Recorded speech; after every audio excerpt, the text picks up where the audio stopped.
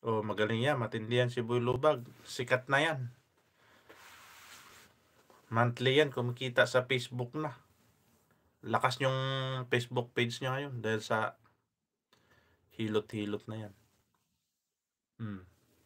Legit eh. Galing talaga eh. Idol ko eh. Ayan. May jacket ka na ba? May jacket ka na, Kuya Iyo? Check ko nga. Meron na. Ayan.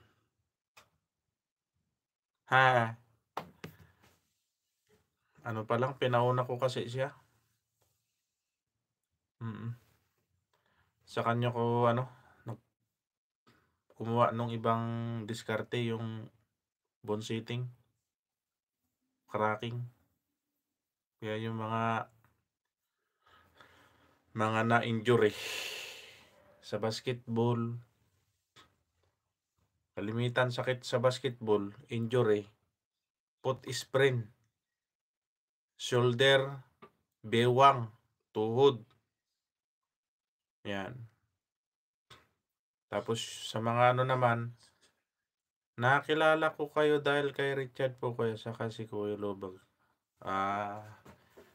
Ayan. Parang alam ko dalawang Richard sa Dalawang Richard dyan sa Ruat. Yung isang Richard na sa Abu Dhabi ngayon. Pero Bisaya yun Yung isang Richard, taga Pangasinan ka mo? Tanungin ko nga yun. Pero parang may isang umuwi ng taga nung October daw. Hindi ko na gaano na si Richard. Hindi ko maalala kung payat ba siya o katamtaman lang yung pangangatawan niya. Yung sa Abu Dhabi, nalipat siya eh. Tumaas pa ngayon sahod eh. Nagbigay noon ng nag-send sa GCash ng sa tropa, sa Stacy pala. 150 sir. Pang for the boys daw. Laki ng sahod.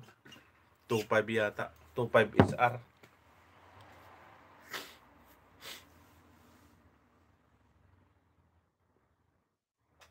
Pinauwi na? Ay, anak na. Kanina lang kwentuhan namin eh. Si Richard eh. Ayan. Kabsat Sweetie Meats. Kilab shout out po. Salamat sa pagbisita. Uy, ano kayang dahilan? Friend ko yata yun Friend ko si Richard sa Messenger eh. Message ko nga. Reapply siya uli. Reapply siya. Much better company. Dali lang mag-apply. Magbalik dito. Hindi na rin yung hindi mo balikan yung amo mo, wala na rin kaso yun. Naka-live ako host, kaya tamsak lang muna. Gamit mo yung alagad mo, Ma'am Kabsat Sweetie Meats. Sige. Sabi ko i-screenshot ko nga. Ayan. Kamusta ka? Sabi ko. Sabi ni Itchel Benedicto. Sabi kong ganon. Pumunta sa live ko sa YT. Yari ka.